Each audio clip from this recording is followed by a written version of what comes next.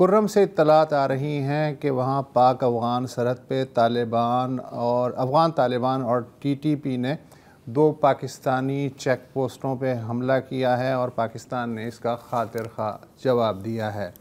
اس دوران افغان وزیر خارجہ امیر خان متقی کا 6 روزہ دورہ بھارت اب اختتامی مراحل میں ہے۔ اس دوران ان کی وزیر خارجہ جے شنکر سے ملاقات ہوئی اور اس ملاقات کے نتیجے میں جو اعلامیہ جاری ہوا اس میں ایک جملہ یہ بھی تھا کہ بھارتی ریاست جموں و کشمیر کے علاقے پہلگام میں ہونے والے دہشت گرد حملے کی مذمت کی جاتی ہے۔ ظاہر ہے پاکستانی دفتر خارجہ نے اس کا نوٹس لیا، طالبان انتظامیہ کے سفیر کو طلب کیا اور احتجاج کیا۔ ایک اس میں اور انٹرسٹنگ پہلو ہے اگر آپ اجازت دیں، جو آپ نے ابھی ان سے کہا نا کہ بیسکلی وہ ایکسیپٹ کر رہے ہیں کہ جموں اور کشمیر بھارت کا حصہ ہے، ٹھیک ہے۔ اس کے ساتھ ساتھ بھارت نے جیسے ہی ان کے ساتھ تعلقات کو اپ گریڈ کیا، تب سفارت خانے کی بات ہو رہی ہے وغیرہ وغیرہ، پاکستان نے ڈاؤن گریڈ کیا، کیونکہ اب اگر آپ پڑھیں پاکستان کی حکومت کی جانب سے یا منسٹری آف فارن افیئرس کی جانب سے جو اعلامیہ جاری ہوتا ہے اس میں افغان انٹرم گورنمنٹ کے الفاظ نہیں استعمال ہوتے، طالبان رجیم الفاظ بس ٹھیک ہے، لیکن ظاہر ہے یہ کاغذی کارروائی ہے۔ ہاں، لیکن اس سے غصہ ظاہر ہوتا ہے۔ جو جے شنکر سے ملاقات ہوئی طالبان وزیر خارجہ کی، اس میں یہ بھی فیصلہ ہوا کہ کابل سے دلی اور امرتسر کی براہ راست پروازیں شروع کی جائیں گی تاکہ انسانی اور تجارتی نقل و حمل آسان ہو سکے۔ کابل میں بھارتی سفارت خانے کی صاف صفائی کا کام بھی شروع ہو گیا ہے، کیونکہ تعلقات اپ گریڈ ہو گئے ہیں۔ وہ الگ بات ہے کہ ابھی رسمی طور پہ بھارت نے افغان انتظامیہ کو مکمل سفارتی درجہ نہیں دیا ہے۔ کابل میں بھارتی سفارت خانے کی صفائی کے ساتھ ساتھ جو دلی ہے وہاں بھی افغان سفارت خانے میں طالبان انتظامیہ کے جو سفیر تھے وہ اپ گریڈ ہو گئے ہیں اور غالباً جو عمارت پہ جھنڈا لگا ہوا ہے وہ بھی تبدیل کر دیا جائے گا۔ اب تک پرانی جو حکومت ہے اس کا جھنڈا لگا ہوا تھا۔ اس کے علاوہ پچھلے سال ہی ممبئی اور حیدرآباد میں جو افغان کونسل خانے بند پڑے تھے انہیں کھولنے کی اجازت مل گئی تھی۔ اس سال جنوری میں دبئی میں افغان وزیر خارجہ امیر خان متقی نے بھارتی سیکریٹری خارجہ وکرم مسری سے دبئی میں ملاقات کی تھی اور اب پہلی بار طالبان انتظامیہ کے وزیر خارجہ ہفتے بھر کے تفصیلی دورے پہ ہیں۔ ان کے دلی میں کے دوران پاک افغان سرحد پہ حسن اتفاق ہے کہ شدید جھڑپیں بھی شروع ہو گئیں اور دونوں طرف بھاری جانی نقصان ہوا، اور آج کی تازہ ترین خبر تو میں نے آپ کو دے ہی دی ہے۔ اس میں اگر چاہیں تو میں تھوڑی سی آپ کو تفصیل بھی بتا سکتا ہوں۔ جی، وہ یہ ہے کہ صحافی طاہر خان، اب ان کی انفارمیشن ان معاملات میں 99.9% میں کہہ سکتا ہوں کریکٹ ہوتی ہے کہ مقامی ذرائع کے مطابق افغان طالبان اور تحریک طالبان پاکستان دونوں نے حملہ کیا کم از کم 2 چیک پوسٹس پر۔ یہ ہیں چینا اور شورکو جو بارڈر پوسٹ ہیں۔ جوابی کارروائی میں لیکن ایک طالبان حکومت کا ٹینک اور ایک چیک پوسٹ پر ایک anti tank guided missile fire ہوا ہے، وہ بھی ویڈیو ہے لیکن ابھی ہم اس کو چلا نہیں سکتے، اور وہاں پر یہ ہٹ ہوا ہے۔ تو آپ دیکھ سکتے ہیں کہ سرحد گرم ہے اور یہ اب بڑھتی جا رہی ہے کیونکہ دلی اور کابل اب کم از کم پاکستان کے لحاظ سے ایک پنچ پر ہے۔ آگے اگر ہم چلیں تو اگرچہ افغان وزیر خارجہ کا آگرہ بھی انہیں جانا تھا تاج محل دیکھنے، سیکیورٹی وجوہات کی بنیاد پہ وہ دورہ منسوخ کر دیا گیا، لیکن امیر خان متقی اس دورے میں دارالعلوم دیوبند ضرور گئے جہاں ان کا پرجوش استقبال ہوا۔ 2009 سے اب تک 20 برس میں سب کچھ بدل گیا، 2004 سے اب تک 20 برس میں سب کچھ بدل گیا ہے۔ میں 2004 کا ذکر کیوں کر رہا ہوں؟ 2004 میں بھی 2 دن کے لیے دیوبند گیا تھا BBC کے لیے بھارتی لوک سبھا کی الیکشن کی رپورٹنگ کے سلسلے میں۔ اس دوران وہاں جمعیت علماء ہند کے تب کے صدر مولانا ارشد مدنی اور دارالعلوم کے محتمم مولانا غلام محمد وستانوی سے بھی ملاقات ہوئی تھی۔ تب کابل میں اشرف غنی کی حکومت تھی، حامد کرزئی کی حکومت تھی، اور پاکستان میں پرویز مشرف برسر اقتدار تھے۔ میں نے دونوں اکابرین دیوبند سے جاننا چاہا کہ طالبان قیادت اپنا فکری تعلق دیوبند سے جوڑتی ہے۔ اس پہ دونوں اکابرین نے کہا کہ طالبان کی موجودہ حکمت عملی سے ہم اتفاق نہیں کرتے اور ان کی جو مذہبی سخت گیری کی پالیسی ہے وہ بھی ہماری سمجھ سے بالاتر ہے۔ پھر زمانہ بدلا، 2015 میں مودی حکومت برسر اقتدار آئی اور اجیت دوال نیشنل سیکیورٹی ایڈوائزر مقرر ہوئے۔ اجیت دوال نے 2016 میں ایک لیکچر دیا تھا، اس کی ایک جھلک سنیے ذرا۔ Secondly, Pakistanis are not our well-wishers. We will tackle Taliban in a way we want. Taliban will listen to the Deobandis much more. And today the goodwill for India and Afghanistan, India is the most popular country in Afghanistan in the world today. Amongst all the countries in the world, Indians are the most respected and most liked people there in Afghanistan. We will tackle them the way we have to. We don't need Pakistan's help. Let Pakistan be with the Taliban problem in case they do not give terrorism as an instrument of state policy. Now, funding are denied to the terrorists by countering it with the funds more than 1.5 times of the funds available to them. So if they have got a budget of 1,200 crores, we can match it with 1,800 crores. They are all on our side. At least they won't do. They are mercenaries. You think they are the great fighters? What are they fighting for? It is only because they haven't got a job, they haven't just think somebody has misled them. So you have to only match. And we have to work amongst them through the Muslim organization. یعنی اب سے 9 سال پہلے جو بھارت کے security advisor ہیں جو کہہ رہے ہیں اس کا لب لباب یہ ہے کہ پاکستان کی جو بھی پالیسی ہے اس سے ہمیں کوئی لینا دینا نہیں، وہ جانے۔ افغان طالبان دیوبندی مکتب فکر کے زیر اثر ہیں، جبکہ افغان عوام بھارت کی ہمیشہ سے عزت کرتے آئے ہیں اور ہم وہاں تاریخی طور پہ مقبول ہیں۔ اگر ہمیں اپنی حکمت عملی بدلنا پڑتی ہے تو طالبان کو ہم اپنی طرف لا سکتے ہیں۔ کیسے؟ اگر انہیں دوسرا فریق 1200 کروڑ روپے دے رہا ہے تو ہم 1800 کروڑ کی امداد دے سکتے ہیں، کیونکہ ہماری معیشت مضبوط ہے، ہم افورڈ کر سکتے ہیں، اور وہ تو کرائے کے جنگجو ہیں۔ اس وقت طالبان کا دار و مدار منشیات اور کرنسی وغیرہ کی اسمگلنگ پہ ہے۔ ان کی ضروریات کے حساب سے مدد کرنا ہمارے لیے کوئی مسئلہ نہیں ہونا چاہیے، مگر یہ کام مسلمان تنظیموں کے توسط سے ہی کیا جانا چاہیے۔ 2016 اچھا، اس وقت یقیناً جو پنڈی اور اسلام آباد میں کچھ لوگ اس پہ ہنس رہے ہوں گے، لیکن ظاہر ہے کہ گیم پلٹتے دیر نہیں رکھتی۔ کل افغان طالبان ہمارے بھائی تھے، آج خواجہ آصف کہہ رہے ہیں کہ افغانستان ہمارا کھلا دشمن ہے۔ کل امیر خان متقی کہہ رہے تھے کہ پاکستان اور افغانستان میں ناخن اور گوشت والا رشتہ ہے، یعنی دونوں کو ایک دوسرے سے جدا نہیں کیا جا سکتا۔ آج متقی صاحب کہہ رہے ہیں کہ بھارت اور افغانستان تاریخی دوست ہیں۔ مطلب گیم اس طرح پلٹتی ہے، اور ہم ایک آئیڈیالزم کی دنیا میں رہتے ہیں کہ اگر کوئی بھائی ہے تو پھر وہ بھائی ہے، پھر وہ مرتے دم تک بھائی ہے۔ سبق سید صاحب جو ہیں وہ اینالسٹ ہیں، سیاسی، علاقائی اور مذہبی امور میں ہمارے ساتھ اکثر ساتھ دیتے ہیں۔ سبق صاحب، دیوبند میں افغان وزیر خارجہ کا استقبال سمجھ میں آتا ہے، ظاہر نظریاتی ہم آہنگی ہے تو وہاں وہ جا بھی سکتے ہیں، مگر جو مودی حکومت ہے اس نے اس وقت سرکاری سطح پہ جو فرقہ واریت کی جو اس کی پالیسی ہے، اس کی روشنی میں کیا دیوبند کو بطور سافٹ پاور امیج اپنے مفاد کے لیے استعمال کرنے کی کوشش نہیں ہے دلی کی جانب سے؟ بہت بہت شکریہ وسعت اللہ خان صاحب اور زرار کھوڑو صاحب۔ اچھا، یہ بات بڑی اہم ہے جی کہ دارالعلوم دیوبند لازمی طالبان کا ایک بڑا نظریاتی رشتہ ہے دیوبند کے ساتھ، کیونکہ طالبان کے جو بزرگ ہیں، کابرین ہیں، جو عقیدہ ہے، نظریہ ہے، فکر ہے، اس کی جو ساری جڑیں ہیں وہ دارالعلوم دیوبند کے اندر قائم ہیں۔ اور طالبان بھی یہ سمجھتے ہیں کہ 1867 میں برطانوی استعمار کے خلاف دارالعلوم دیوبند کا قیام عمل میں لایا گیا، اور دارالعلوم دیوبند ویسے تو بنیادی طور پر ایک مدرسہ ہے، لیکن اس مدرسے کی کئی شاخیں ہیں۔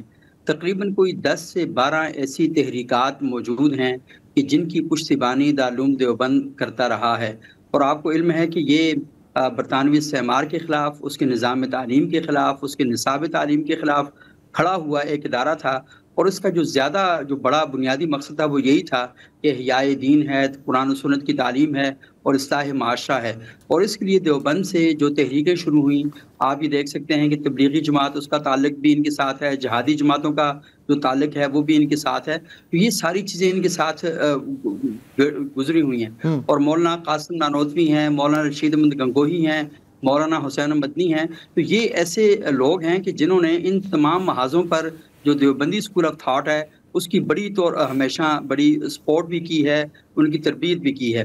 لیکن ایک چیز جو تھوڑا سا ممتاز کرتی ہے دیوبندی اسکول آف تھاٹ کو طالبان سے، وہ بڑا اہم ہے، اور کیونکہ یہ جو طالبان کا وہاں پر استقبال کیا گیا ملا امیر خان متقی صاحب کو، کہ اتنا زیادہ رش بڑھ گیا اور لوگوں کی محبت اور وارفتگی اس عروج پر پہنچی ہوئی تھی کہ انہیں اپنا جو پبلک سپیچ تھی دارالعلوم دیوبند کے اندر اسے منسوخ کرنا پڑا، کیونکہ اس کے انتظامات نہیں تھے، اور اس بات کا اندیشہ پیدا ہو چکا تھا کہ لوگ اتنے زیادہ آ چکے ہیں کہ انتشار پیدا ہو سکتا ہے۔ تو اصل میں بنیادی طور پر جو 1867 کی جو موومنٹ تھی اس کا جو ایک عکس تھا دارالعلوم دیوبند دیکھ رہا تھا طالبان کی صورت میں۔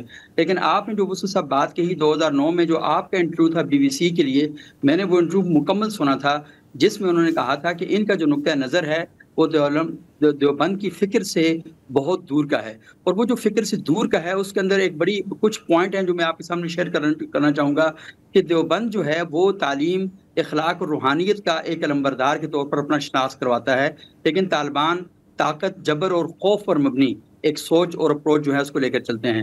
اچھا، ایک اور بڑی امپورٹنٹ بات ہے کہ دیوبند نے کبھی خواتین کی تعلیم یا سماجی شرکت کی مخالفت کبھی نہیں کی تھی، لیکن طالبان کو اگر آپ دیکھ لیں کہ تو وہ خواتین کو گھر تک محدود کرنے کے قائل ہیں، اور اب تو صورتحال یہاں تک پہنچ چکی ہے کہ وہ خواتین کے جو مدارس ہیں جہاں پر خالصتاً مذہبی تعلیم دی جاتی ہے وہ اس کے بھی خلاف دکھائی دیتے ہیں۔ اچھا، ایک اور جو بات ہم دیکھتے ہیں دیوبند سے جو اکابرین ہمارے سامنے آئے، انہوں نے ہمیشہ عقل کو اور جو علم ہے اس کے جو امتزاج ہے اس کو ہمیشہ سامنے رکھا، لیکن طالبان نے تو سوال اٹھانے کی جو گنجائش ہے اسے ہی ختم کر دیا بنیادی طور پر۔ اچھا، اس کے علاوہ ایک اور چیز جو آپ دیکھ سکتے ہیں کہ دیوبند کا جو اصلاح نفس، یہ ایک بڑا امپورٹنٹ تھا تعلیم تربیت کے ذریعے، اور ظلم کے خلاف نظریاتی مزاحمت اس معنی کے اندر وہ یہ تھا۔ لیکن طالبان جو ہیں وہ سیاسی تسلط اور اقتدار کے لیے ان کی جو ساری کوششیں اور کاوشیں ہیں وہ وہاں پر ہیں، اور اب صورتحال یہ ہے کہ ان کا جو الائی ہے وہ ہندوستان اس وجہ سے بن گیا ہے کہ ہندوستان کی جانب سے ان کو زیادہ سپورٹ مل رہی ہے اور انہیں یہ زیادہ جو مدد ہے وہ حاصل ہو رہی ہے، تو اصل میں یہ جو چیزیں ہیں وہ اکٹھی ہو رہی ہیں۔ اور کیونکہ آپ جانتے ہیں کہ پاکستان کے اندر بھی ہمارے اداروں کی جانب سے دیوبندی اسکول آف تھاٹ کو ایک طرح سے میدان عمل میں لایا گیا اور انہیں ایک خاص قسم کا جہادی بنا دیا گیا، تو سیم افغانستان کے اندر بھی یہ جو ذہن سازی ہے وہاں پر بھی ہوئی ہے۔ لیکن دیوبندی اسکول آف تھاٹ جہاں تک میں نے پڑھا ہوا ہے، جہاں تک میں نے سوچا ہوا ہے، تو یہ ان طالبان کو دیوبندی کہنا اور مطلب بہت ہی ایک سچی سی بات ہوگی، لیکن جو کچھ دارالعلوم دیوبند میں گزشتہ روز ہم نے دیکھا اور جس طریقے سے ان کو ویلکم کیا گیا اور بڑا پروٹوکول دیا گیا، تو مجھے لگتا ہے کہ یہ انڈیا کی ریاستی پالیسی کا ایک حصہ تو ہو سکتا ہے، دیوبند اپنی فکر میں شاید ایسا نہیں ہے۔ اچھا، آپ نے بڑا جامع جواب دے دیا۔ سبق 1996 سے اگر اب تک دیکھیں 30 سال میں ہم نے یہ دیکھا ہے کہ افغان طالبان جو ہیں سنتے سب کی ہیں لیکن کرتے اپنی ہیں، بھلے وہ اسامہ بن لادن کو ملک سے نکالنے کے مسئلے سے لے کے TTP کی حمایت کرنے نہ کرنے تک کا فیصلہ ہو، وہ ان کے اپنے فیصلے ہیں، ہم یہ دیکھ رہے ہیں۔ ہمارے جو اپنے مولانا فضل الرحمان صاحب ہیں، آپ کا تعلق بھی دیوبندی مکتب فکر سے ہے، اور کہا یہ جاتا ہے کہ جو طالبان رہنما ہیں ملا حبت اللہ، ان سے ملنے والے واحد پاکستانی سیاستدان ہیں جن سے ان کی گفتگو ہو چکی ہے۔ انہوں نے آج پیشکش کی ہے کہ یہ لڑائی بھڑائی جو ہے یہ اچھی چیز نہیں ہے، اور آپ چاہیں تو میں مصالحت کے لیے آگے بڑھ سکتا ہوں۔ ظاہر ہے ایک ویلکم ان کی آفر ہے، لیکن اس وقت جو حالات ہیں، کیا آپ کو لگتا ہے کہ یہ اس وقت بھی وہی نظریاتی انفلوئنس استعمال ہو سکتا ہے، یا یہ اب جیو پولیٹیکل گیم ہے جس میں مولانا صاحب شاید کوئی بہت بڑا کردار نہ ادا کر پائیں؟ اچھا وسیم صاحب، دیکھیں یہ بات بڑی امپورٹنٹ ہے کہ ہندوستان میں جب طالبان گئے ہیں تو طالبان کی اپنی جو حکمت عملی ہے وہ یہ ہے، مولانا فضل الرحمان کے سوال سے پہلے میں تھوڑی سی بات کرنا چاہوں گا کہ وہ طالبان عالمی سطح پر ایک قبولیت اور جواز چاہتے ہیں، اور وہ جانتے ہیں کہ بھارت جنوبی ایشیا میں ایک بڑی طاقت ہے اور اس کے دینی طبقے خصوصاً دیوبند کو ایک مسلم دنیا میں بڑا ایک احترام حاصل ہے. تو وہ ایک علامتی تعلق اور مذہبی خیر سگالی کا جو اظہار ہے اس پر وہ یہ کر رہے ہیں، اور طالبان کو ایک طرح سے ایک سفارتی فائدہ جو ہے وہ مل سکتا ہے، کیونکہ دارالعلوم دیوبند کے اور افغانستان کی تقریباً 100 سالہ ایک تعلقات موجود ہیں، اور افغانستان سے اور پاکستان سے اور پوری دنیا سے لوگ دارالعلوم دیوبند میں پڑھنے کے لیے جاتے ہیں. تو لازمی ایک بہت بڑا کنیکشن آپ کو دیوبند میں داخل ہونے کے ساتھ ہی وہ حاصل ہو جاتا ہے. اور بھارت جو اس سے فائدہ حاصل کرنا چاہتا ہے کہ اس کا آپ کو پتہ ہے کہ وہ طالبان کے بڑا خلاف تھا، اور ہندوستان کے اندر ہم دیکھا کہ لوگ طالبان کے بارے میں باتیں کر رہے تھے، اور کل تک ہندوستان ہمیں تانے دیتا تھا اور امریکہ ہمیں تانے دیتا تھا کہ آپ طالبان کی پشت پر کھڑے ہوئے ہیں. تو اب مسئلہ یہ ہے کہ طالبان کیونکہ پاکستان کے خلاف ایک ایشو ہوا ہے، تو جو ہندوستان ہے اس نے بھی اس موقع کو اپنے فائدے کے لیے اٹھانا اور استعمال کرنا شروع کر دیا ہے.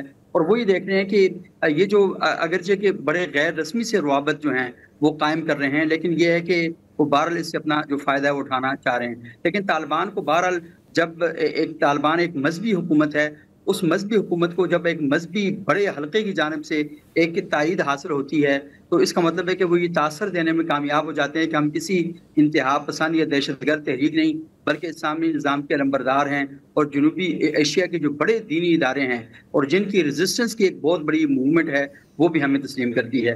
پاکستان میں آپ کو پتہ ہے کہ کوڑا خٹک کے ساتھ جسے فادر آف طالبان کہا جاتا ہے مولانا سمیع الحق، اور جو افغان طالبان اس وقت جو کیبنٹ کے اندر 16-18 جو منسٹر ہیں ان کا تعلق کوڑا خٹک کے مدرسے سے انہوں نے پڑھا ہوا ہے. تو یہ بھی ایک پورا کنیکشن ان کے ساتھ وہاں پہ سارا موجود ہے. لیکن اس وقت جو آپ نے کہا کہ مولانا فضل الرحمان صاحب، اس بات سے ہٹ کے میں ادھر آتا ہوں، تو مولانا فضل الرحمان صاحب اصل میں آپ کو پتا ہے کہ جب بھی انڈیا کے ساتھ تعلقات کچھ بہتر بنانے ہوں تو وہ بھی دارالعلوم دیوبند کا ہی کارڈ استعمال کرتے ہیں. اور مولانا فضل الرحمان صاحب جب آپ کو پتا ہے کہ انڈیا کو موسٹ فیوریٹ نیشن کا درجہ دینا تھا 2009-10 کی بات ہے، تو پاکستان سے جو وفد گیا تھا وہ تقریباً 50 رکنی وفد تھا، اس میں مولانا فضل الرحمان صاحب ہی کی قیادت میں گیا تھا، اور وہ جا کے انڈیا کے ساتھ بات چیت کی تھی کیونکہ وہ سمجھتے ہیں کہ وہاں پر ایک کنیکشن موجود ہے. اور اسی طرح افغانستان کے اندر اس وقت کیونکہ طالبان کی گورنمنٹ ہے، تو طالبان کی گورنمنٹ جیسا کہ آپ خود فرما چکے ہیں کہ ملا ہبت اللہ اخوانزادہ واحد مطلب جس شخص کو انہوں نے ملاقات کا شرط دیا وہ مولانا فضل الرحمان ہے، اور بڑی اہم ان کی ملاقات ہوئی تھی. مولانا فضل الرحمان صاحب نے اس ملاقات کے مندرجات آج تک کسی کے ساتھ مکمل طور پر شیئر نہیں کیے، لیکن مولانا فضل الرحمان صاحب بڑے پر امید ہیں کہ وہ دونوں ریاستوں کے درمیان جب بھی مسائل ہوں تو ایک برج کا کردار جو ہے وہ وہاں پر ادا کر سکتے ہیں. اور مولانا فضل الرحمان نے جو آج بھی آفر کی ہے تو مولانا کی بات بڑی سنجیدگی کے ساتھ افغانستان میں سنی جاتی ہے، سمجھی جاتی ہے، اور اس کا اندازہ آپ یہاں سے کر سکتے ہیں کہ پاکستان میں 53 رکنی جرگہ بنایا گیا تھا.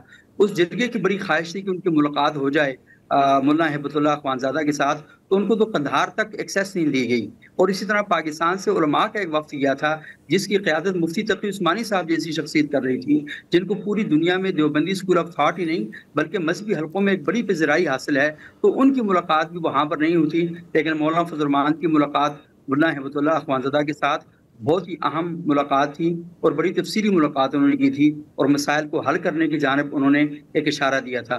تو مولانا فضل الرحمان صاحب کی بڑی پذیرائی ہے ہندوستان کے اندر بھی اور افغانستان کے اندر بھی، اور جب وہ یہ بات کرتے ہیں کہ ہاں میں ایک پل کا کردار ادا کر سکتا ہوں تو واقعتاً پھر پل کا کردار ادا کر بھی سکتے ہیں. ٹھیک ہے، بہت بہت شکریہ. دیکھتے ہیں ایسے ہوتا ہے. اچھا، افغان طالبان اسلام کے علمبردار سمجھتے ہیں اپنے آپ کو، مجاہدین ہیں، اور دن رات پاکستان کی حکومت، پاکستان کی افواج پر کفر کے فتوے آج کل دے رہے ہوتے. آج کل کی بات کر رہا ہوں میں. اچھا، اب ظاہر ہے کہ وہ اس بھارتی حکومت سے مل رہے ہیں، اس بھارت سے جہاں پر اس وقت اتر پردیش میں میرا خیال اگر آپ آئی لو پروفٹ حضرت محمد پوسٹ کریں سوشل میڈیا پر تو آپ کو گرفتار کیا جائے گا. اگر یہ سٹکر آپ کے گھر کے سامنے ہو تو کہیں شاید آپ کا گھر بلڈوز بھی کیا جائے گا. اب ظاہر ہے وہ یہ دیکھ رہے ہیں لیکن ان کو پرواہ نہیں. اب ہم کہہ سکتے ہیں کہ کیا یہ منافقت ہے؟ یقیناً یہ منافقت ہے، لیکن بروٹل ریال پولیٹک یہی ہوتی ہے. نہیں دیکھیں، ہاں اب میں کہیں جا رہا ہوں نا اس کے ساتھ کہ آپ کے مقاصد ملتے ہیں. آپ دونوں پاکستان کو کمزور کرنا چاہ رہے ہیں, پاکستان کی سرزمین پر قابض ہونا چاہ رہے ہیں, تو you will make an unholy alliance. ٹھیک ہے, یہ سب ہمارے سامنے ہے. سب ریاستیں ایسے کرتی ہیں, کچھ تھوڑے زیادہ کرتی ہیں, کچھ تھوڑا کم کرتی ہیں, جس کو موقع ملتا ہے. رائٹ, اب اس چیز کو ذہن میں رکھتے ہوئے کہ یہ وہ دنیا ہے جس میں ہم رہ رہے ہیں,